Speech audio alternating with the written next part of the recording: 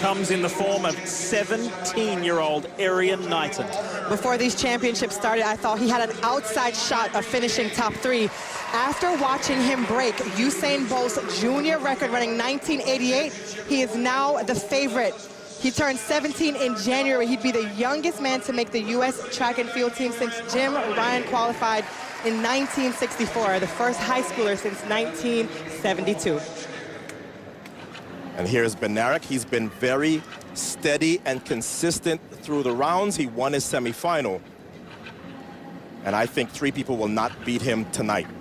On the outside of Kenny Bednarek is Isaiah Young. Terrence Laird is in 9. On the inside, very inside, is Fred Curley in 2. Kyrie King, Andrew Hudson. That's your full field. Noah Lyles is in 5. When you come to the Olympic trials, you almost discard the paper. You trust what your eyes are telling you. And so far through the rounds, our eyes are telling us, Sonia, that Knighton has been looking better than anybody else. But this is the guy with the 19.5 PR. He has to summon a season's best to make this team.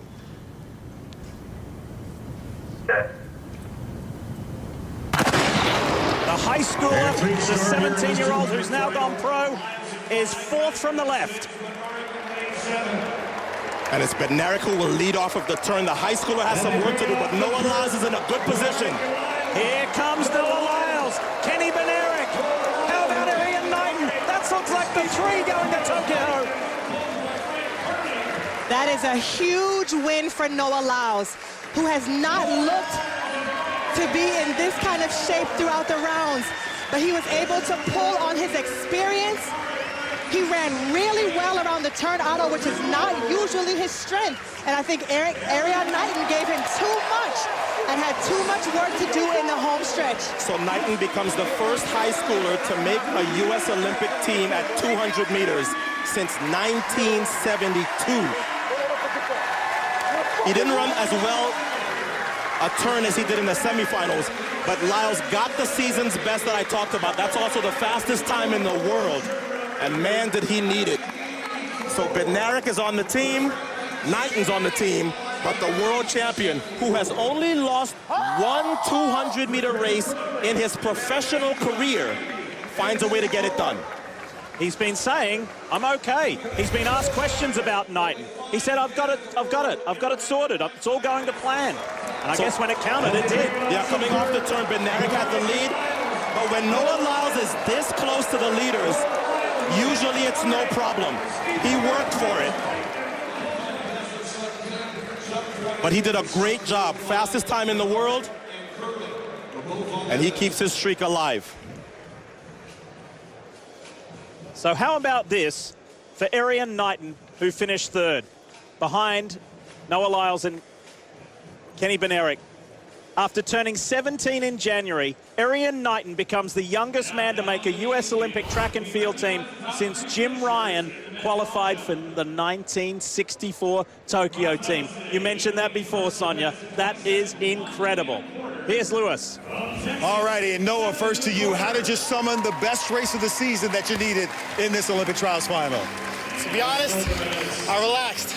I stopped stressing. I let my body do what it does. You know, I was asking for a lot in the prelims. I was just thinking more and more and more.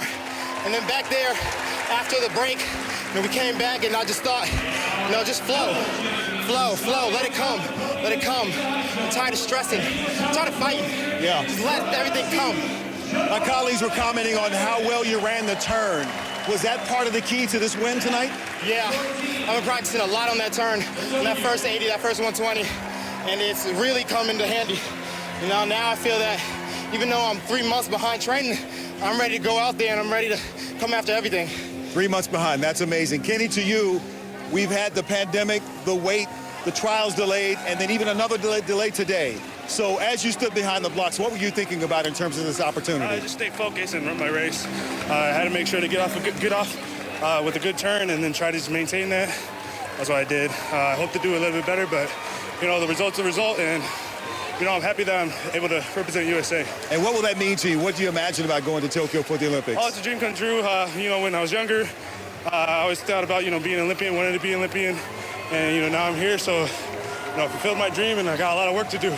You are there. Congratulations. And Arian, We want to say thank you for not running out of the stadium like you did after the semifinal. You stayed for the interview. He did a good job there, right, guys? He did a great job. You're only 17 on the biggest stage you've ever been on. How did you keep your composure and show your talent to get yourself on this Olympic team?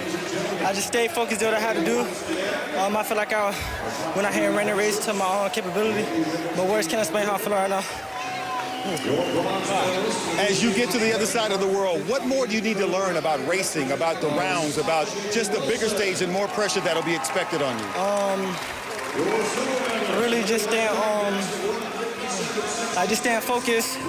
Like the whole week, come up here, have your mindset prepared and my ability to do the talking. Excellent. All right, you can join your teammates for a victory lap. Congratulations. Lee? So 2 quick footnotes to this race. This young man on your screen, Knighton, lowers Usain Bolt's world record, lowers his own world record under 20 yet again. And of course, Fred Curley almost making the team in both the 100 and the 200. By 600th of a second he missed. He's in 4th. What a great way to end a beautiful 12-day competition.